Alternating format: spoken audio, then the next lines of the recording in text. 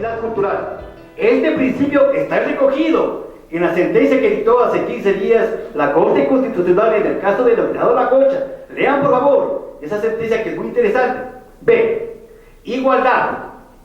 Dice: la autoridad tomará las medidas necesarias para garantizar la comprensión de las normas, procedimientos y consecuencias jurídicas de lo decidido en el proceso en el que intervengan personas y colectividades indígenas. Por lo tanto, dispondrán, entre otras medidas, la intervención procesal de traductores, peritos antropólogos y especialistas en derecho indígena. Y esto todavía no conozco si se ha implementado o no por parte del Consejo de la Judicatura. Yo actúo en nombre y representación del señor doctor Galo Chiriguá Zambrano en varias audiencias de fundamentación en los recursos de casación y revisión en materia penal. Y no he visto que los señores jueces de la Corte Nacional, cuando un indígena está incluido dentro de la justicia ordinaria en un asunto penal, hayan aplicado traductores, hayan aplicado peritos antropólogos, ni otra clase de peritos. Dice: no bis in idem. Y esto es fundamental. Dice: lo actuado por las autoridades de la justicia indígena no podrá ser juzgado ni revisado por los jueces y jueces de la función judicial, ni por autoridad administrativa alguna en ningún estado de las causas puestas a su conocimiento, sin perjuicio del control constitucional. Obviamente, que recalco una vez más, la justicia indígena es autónoma e independiente, pero tiene control constitucional. Así lo señala expresamente el artículo 171 de la Constitución de la República y la letra C de este artículo 344. Control constitucional a base de la acción extraordinaria de protección respecto a la justicia indígena, regulado en los artículos 65 y 66 de la Ley Orgánica de Garantías Constitucionales y Control Constitucional. Dice: pro jurisdicción indígena. O sea, o sea que una vez que las autoridades indígenas al dictar una resolución, la justicia ordinaria ya no tiene la facultad para volver a sancionar, porque estaría quebrantando ese principio que es fundamental del no bis in idem, de no dos veces sobre el mismo hecho. Y esto ya lo está expresamente reconocido en la Constitución de la República en el artículo 76.7 letra I de la Constitución, que señala que no se puede volver a hacer un análisis cuando ya una persona ha sido sancionada por la justicia indígena. Ya la justicia ordinaria no tiene ninguna competencia para ello. Artículo 76.7 letra I de la Constitución. En la letra D del artículo 344 señala pro jurisdicción indígena.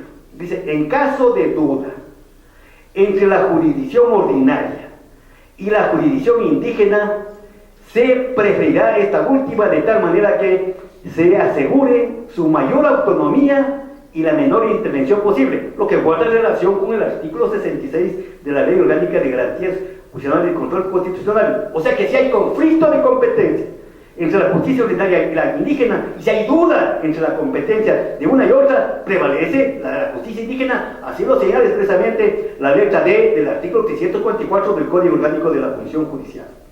La letra E dice: interpretación intercultural. Esto es fundamental comprender. En un momento, especialmente cuando un indígena de cualquiera de las 14 nacionalidades que existen en el país, especialmente de aquellas nacionalidades que no tienen mucho contacto con el occidente, porque no es lo mismo, ¿no es cierto?, un indígena otavaleño que tiene mucha referencia de la cultura occidental en relación con indígenas del oriente ecuatoriano. Dice: principio de interpretación intercultural. En el caso de la comparecencia de personas o colectividades indígenas, al momento de su actuación y decisión judiciales, interpretarán interculturalmente los derechos controvertidos en el litigio. En consecuencia, se procurará tomar elementos culturales relacionados con las costumbres, prácticas ancestrales, normas, procedimientos de derecho propio de los pueblos, nacionalidades, comunas y comunidades indígenas, con el fin de aplicar los derechos establecidos en la Constitución y los instrumentos internacionales.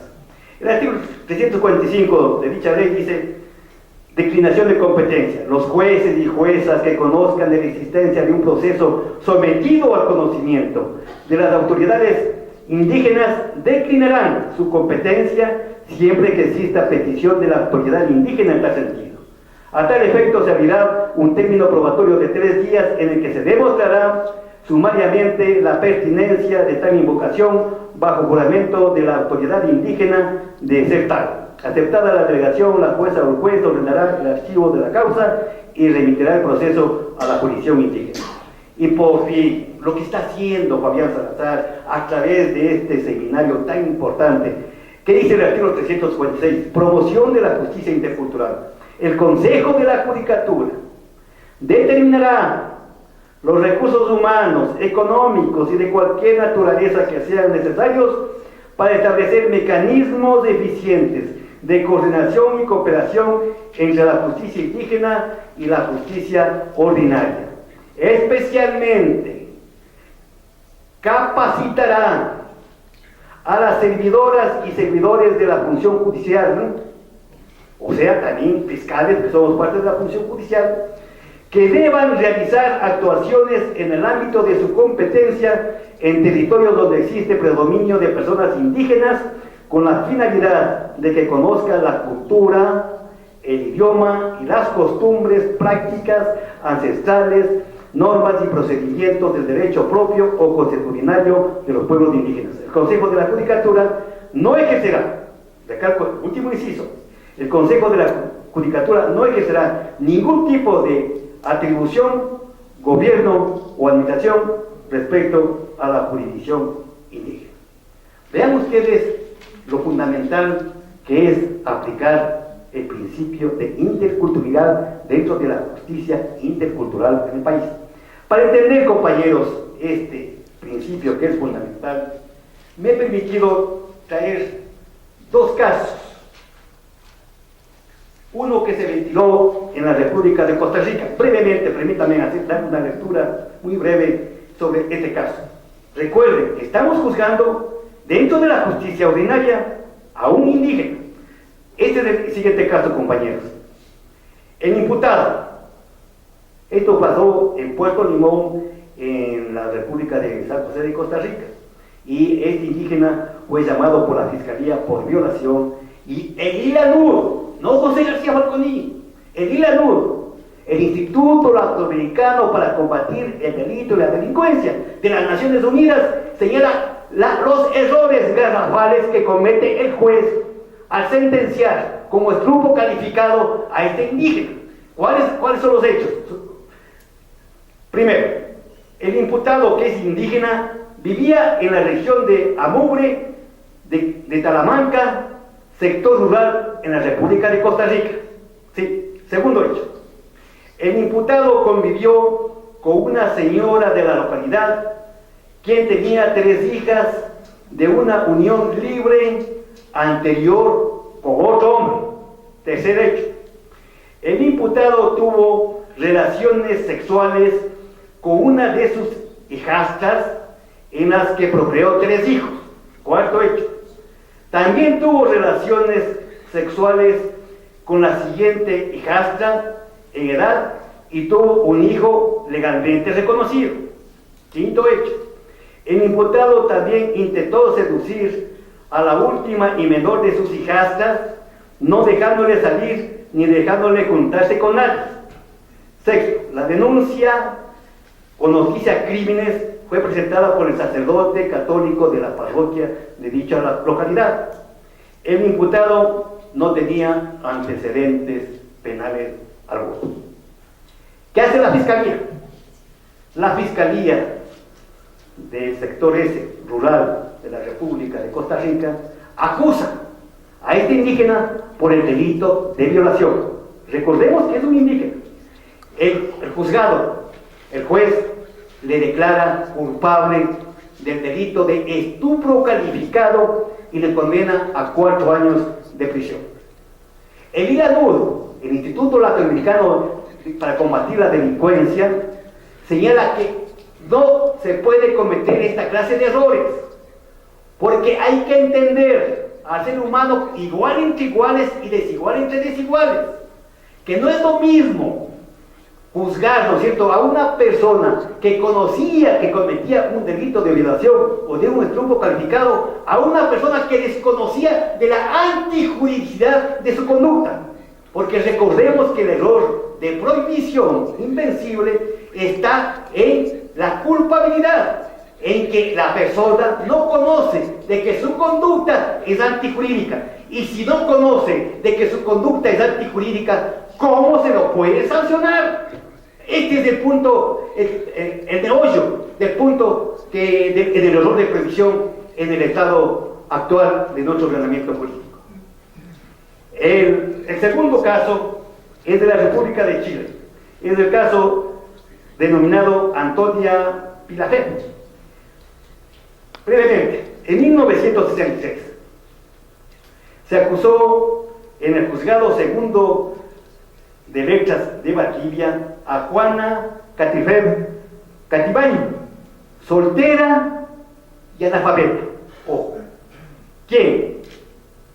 En sus declaraciones ha manifestado que se propuso matar a Antonia Pilafé, que era su abuela, porque era bruja y que con sus maleficios había exterminado a un hijo del arreo, a sus 4 tíos y a su madre, y a ella le mantenía enferma, que por consejo de una prima y en defensa de su raza y para recuperar su propia salud, fue un día a la casa de la bruja. Aprovechó que se dirigía hacia un estero y la siguió, que al alcanzarla le pidió una piedra que la abuela bruja usaba en sus prácticas de hechicería. Y como esta no lo entregó y la injurió, le asestó un golpe con un palo y acto seguido, estando la víctima derribada, le golpeó la cabeza con una piedra que enseguida bebió su sangre de la machi y sintió un alivio instantáneo, quedándole la impresión de que el diablo salía de ella. ¿Quién era la procesada, compañeras y compañeros? Recalco una vez más, hasta los 15 años, dice esta sentencia, y dice este artículo, hasta los 15 años, fecha en que se casó, vivía en Repulco, lugar cordillero perteneciente al distrito de Longuán de la comuna de Pangachí, en casa de su abuela, la víctima. A la fecha del delito, residía en Cachira, donde según la versión de Gregorio Licocho, vive un grupo de mapuches, indígenas mapuches de Chile, que es una colonia muy reducida y de una cultura completamente diferente a la mestiza, pero a la blanca, de mapuches muy atrasados. La gente de la región, según la información en autos por el carabinero X, etcétera, eran supersticiosas, creen en brujerías y acuden a los machis para atender el tratamiento y curación de sus enfermedades. Planteado este caso, los problemas se suscitan. ¿Se puede o no se puede aplicar el principio de interculturalidad? ¿Se puede o no se puede aplicar en estos casos el error de prohibición invencible, toda vez que esta mujer o este indígena de Costa Rica no conocían que su conducta era antijurídica, no conocían que su conducta constituía un delito? Y como decía el maestro, que me acaba de entender el uso de la palabra, para que haya delito se requiere conciencia y voluntad. Compañeras y compañeros, en este caso de la República de Chile, la jueza estableció que no había delito alguno, toda vez que se reconocía por primera vez a la cultura indígena en dicho país. Y permítame señalar qué es lo que dice la jueza en su fallo, en este caso de Chile. Dice: la jueza que conoció el caso se llama María Martomés, del Juzgado Segundo de Letras de Valdivia, que absolvió por actuar la imputada por fuerza irresistible e impulsada por un medio insuperable, y que por tal la reo está exenta de responsabilidad penal, puesto que, comillas, dice, al actuar sobre ella un factor exógeno de carácter social y una situación de hecho que considero amenazante, fue privada de su inteligencia y libertad, y obró por tal constreñida por estos imperativos, por lo cual se acepta por primera vez en la justicia chilena, ya en el año 1953, la costumbre indígena. Se recalca, compañeras y compañeros, esto es fundamental, tenemos que abrir los ojos a este proceso de cambio que vive el país. Por supuesto que debe haber políticas públicas del Consejo de la Judicatura para entender si existe o no el error de prohibición que fue eliminado por el veto del señor presidente de la República al artículo 35. Es fundamental para que no haya inseguridad jurídica, que el freno de la atención a estas dudas que se produce por el COI, el pleno de la Corte se reúna y absorba esta clase de consultas. En este caso, ¿existe o no existe el error de prohibición? Porque sería fatal, ¿no es cierto?, que José García Falconi señale en una audiencia de fundamentación del recurso de casación que no existe el recurso de casación, que no existe el recurso el error de prohibición. Que otro señor asesor manifieste, conforme señalaba, estamos instruyéndonos con los señores fiscales, como señalaba el doctor Gustavo Benítez, fiscal, que nos dio clases a nosotros hace un mes, unos 3 sábados, que sí existe el error de prohibición, que está escondido en el artículo 34 y 35 del Código Orgánico y 24 del Código Orgánico Integral Penal. Segundo, compañeros y compañeras, se recalca que todo sistema social instituye un control interno para la conducta desviada, lo que en contextos multiculturales hace prever choques entre códigos normativos diversos. Recordemos, compañeros y compañeros, y aquí a veces discrepo con el maestro Ramiro García cuando tenemos conversaciones, que tenemos que legislar para nuestro ordenamiento jurídico, para nuestro país. No podemos trasladar códigos penales con mayores. Puede ser que esté equivocado y me va a corregir aquí el maestro que dirigió la tesis de maestría, valga la redundancia, en la República de Colombia, al doctor Ramiro García Falconi. Si es que traemos instituciones extranjeras, por el códigos penales extranjeros, para nuestra realidad jurídica, pienso que no. Pienso que debemos legislar de acuerdo a nuestro real vivir. ¿Qué más dice? Se pregunta, esto es fundamental, compañeros. Se pregunta, ¿cuál es la costumbre indígena en materia penal? Por tal, señores, compañeras y compañeros, hay que tener en cuenta, en este caso, el principio de interculturalidad que establece el artículo 24 y 344 o 346 del Código Orgánico de la Función Judicial, dentro de este nuevo ordenamiento jurídico del país. ¿Qué hacemos? Dice, ¿qué hacer con aquellos comportamientos? Y esta es la pregunta del millón. ¿Qué hacer con estos comportamientos que son tan graves como un delito, en la medida que se afectan a bienes jurídicos que son esenciales como la vida a veces, y que están tipificados y que están considerados como antijurídicos, pero son realizados por errores que no pudieron actuar culpablemente?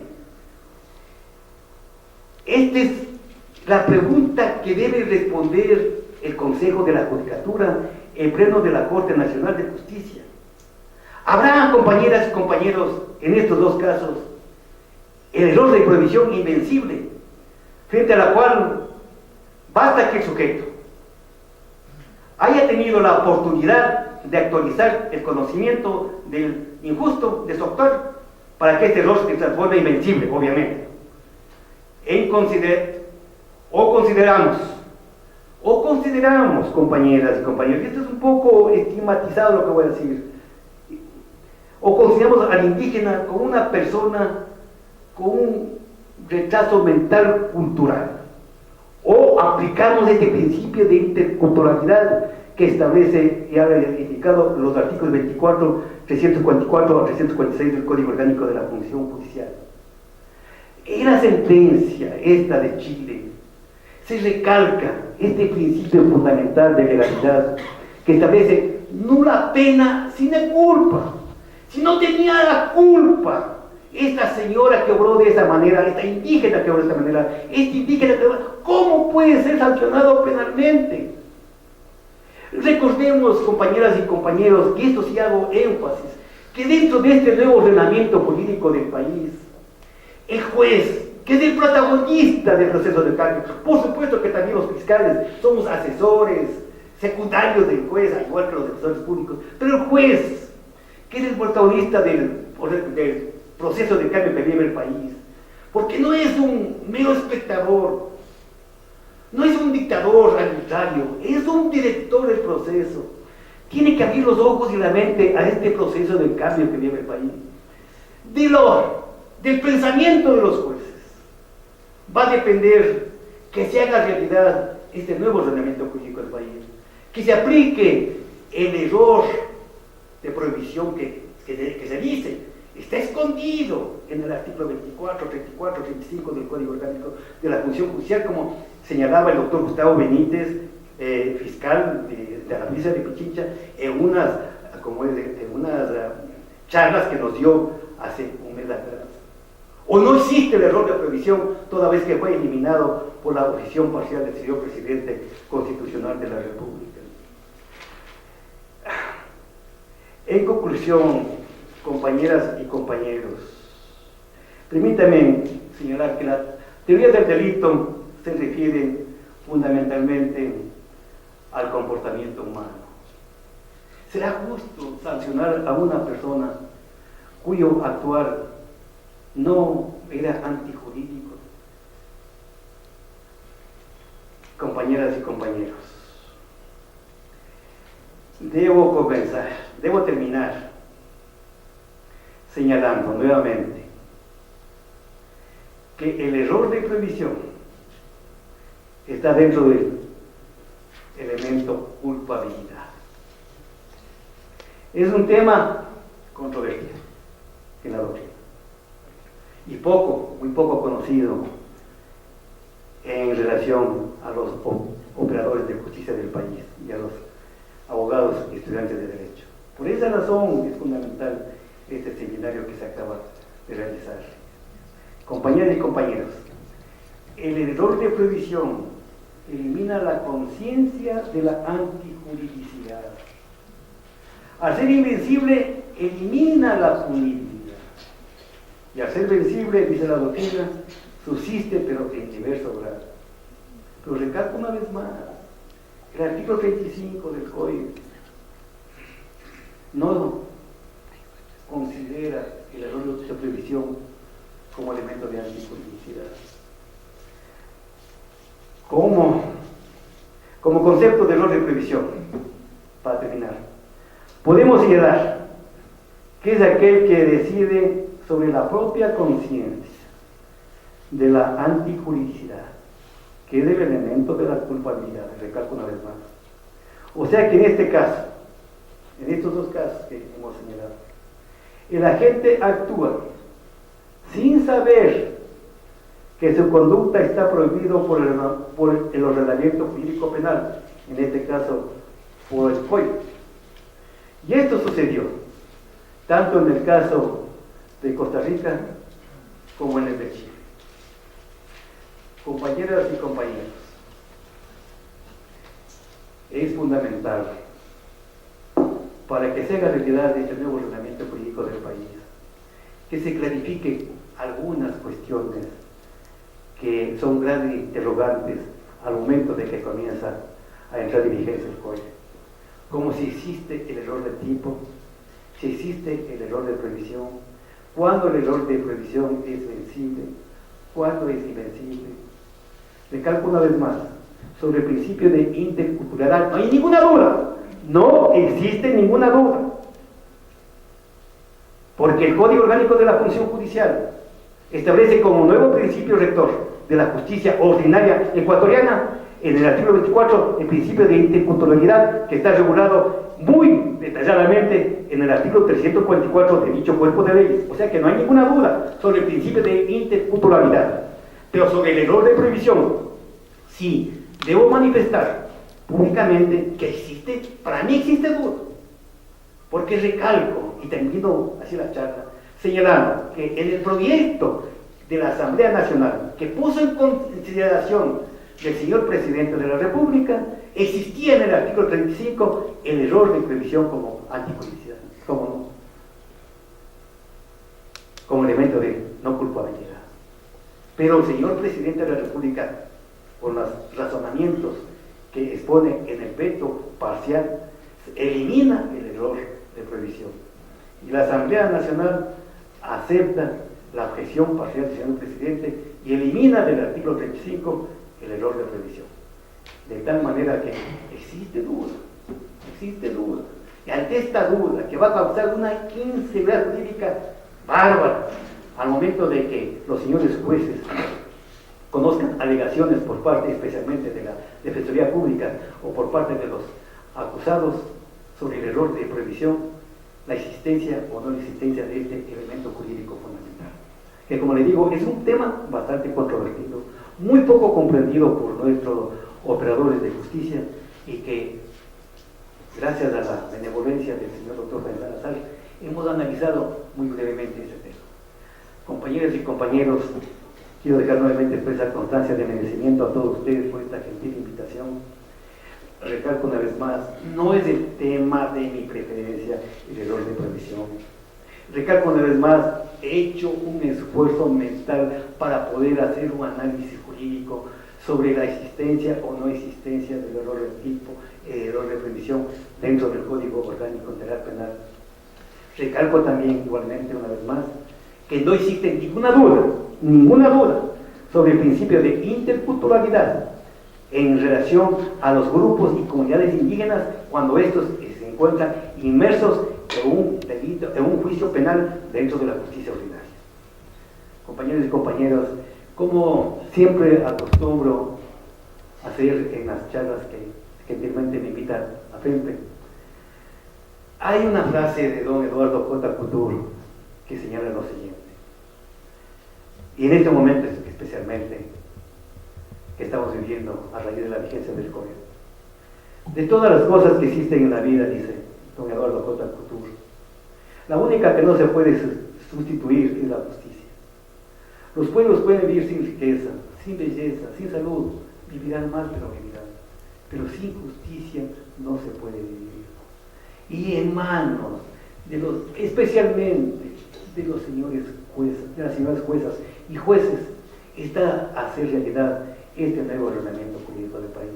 En manos del Consejo de la Judicatura, dignamente presidido por el doctor Gustavo Yal, un estimado profesor mío, una maestría en la avenida Simón Bolívar, es fundamental que establezca políticas públicas para establecer la existencia o no la existencia del error de previsión dentro del artículo 35 del Código Orgánico Integral Penal, porque sería injusto dentro de este nuevo sistema de justicia en la que se busca dictar sentencias justas, valga la redundancia, sería injusto que se dicte una sentencia declarada culpable a una persona, eso personalmente por cierto, a una persona que no tenía conocimiento de la antijuridicidad de su acto, y que este conocimiento, como en el caso de los dos ejemplos que señalamos de la vida real, era invencible. Gracias, compañeras y compañeros, ha sido un honor nuevamente estar con ustedes.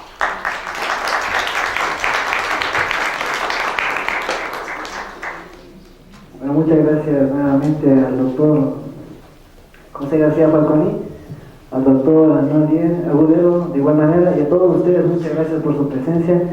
De esta manera vamos clausurado el seminario Diplomatura en Altos Estudios la Asociación de Funcionarios y Empleados del Ministerio Público del Ecuador, AFEMPE, les da las gracias cordiales a todos ustedes. Así que